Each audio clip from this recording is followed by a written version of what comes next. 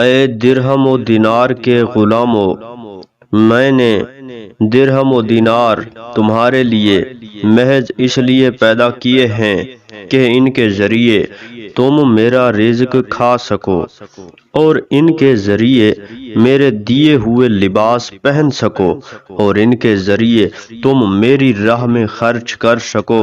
تم نے میری بھیجی ہوئی کتاب لے کر اسے پاؤں تلے روند ڈالا اور دنیا کو پکڑ لیا اور اسے سر پر بٹھا لیا۔ تم نے دنیا کے ذریعے اپنے گھر بلند کر لیے اور میرا گھر پست کر دیا۔ تم عملاً اپنے گھروں سے تو مانوس ہو گئے، لیکن میرا گھر مسجد تنہا کر دیا۔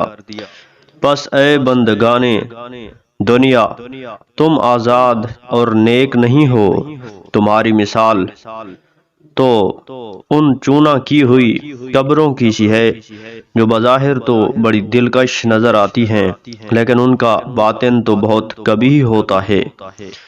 اے فرزند آدم، جس طرح گھر کی منڈیر پر پڑا ہوا چراغ گھر کے اندر کے اندھیرے کو دور نہیں کرتا، اس طرح صرف خوبصورت باتیں برے عمل کے ساتھ کوئی فائدہ نہیں دیتی۔